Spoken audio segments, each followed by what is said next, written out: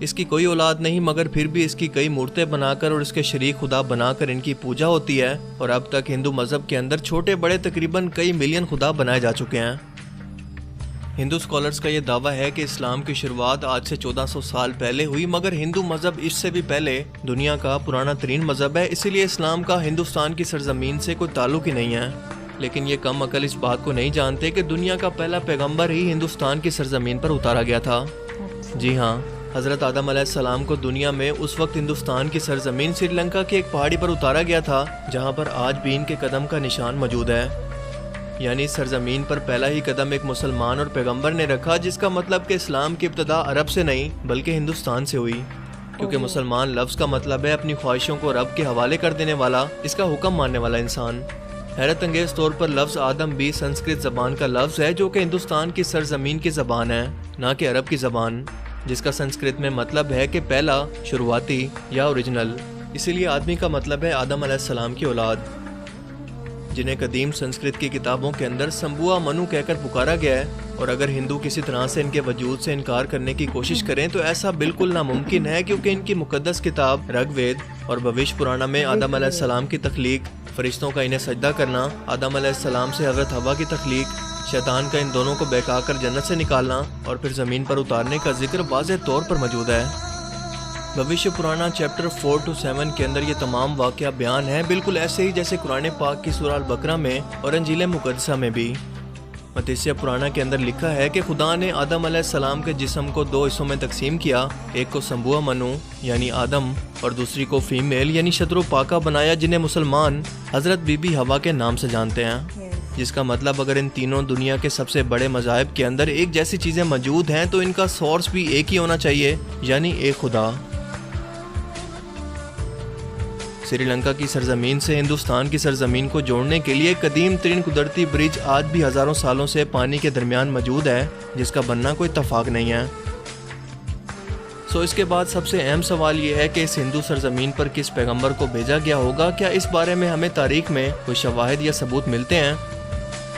سب سے پہلی بات کہ ہندو نام کا کوئی مذہب تاریخ کے اندر کہیں پر موجود ہی نہیں ہے، اور نہ ہی ہندو مذہبی کتابوں میں اور نہ ہی کوئی اور آسمانی کتاب مثلاً تورات، زبور، انجیل کے اندر اس کا کوئی ذکر موجود ہے، بلکہ دریائے سندھ کے پاس رہنے والے، سندھو ندی کے قریب رہنے والے لوگ اپنے علاقے کی نسبت کی وجہ سے نام کو بگاڑ کر ہندو کہلائے جانے لگے، جبکہ اصل میں ان کا یہ مذہب سنسکرت کی زبان کے اندر ہندو نام سے نہیں بلکہ سناتن دھرم کے نام سے تاریخ میں موجود ہے، جس کا عربی میں مطلب ہے مذہب پر قائم رہنے والا، جس کا بالکل ایسا ہی مطلب قرآن کریم کی سورہ روم کے اندر بھی موجود ہے، جہاں پر اسلام کو ہمیشہ باقی رہنے والا دین کہا گیا ہے۔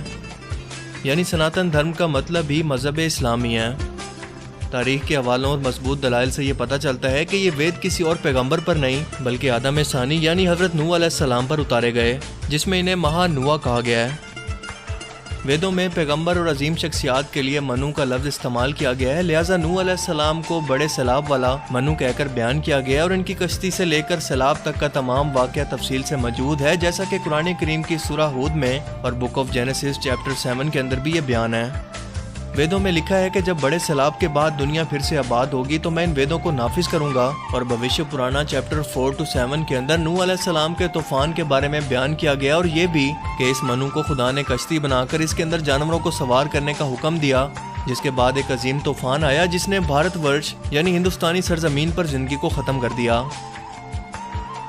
لفظ نوح سنسکرت زبان کے اندر بھی موجود ہے، جس کا مطلب ہے بوٹ یعنی کشتی والا، وہی مطلب جو کہ عربک زبان کے اندر ہے۔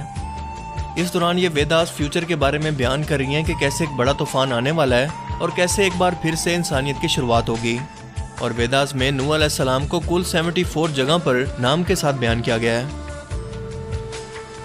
فرانس کے ایک رائٹر AJ ڈبوئس نے ہندو مذہب اور روایات کو 40 سال تک پڑھا اور بتایا کہ طوفان نوح کے بعد ہندوستان کی سرزمین ایک صحرا کی طرح تھی جسے آباد کیا گیا،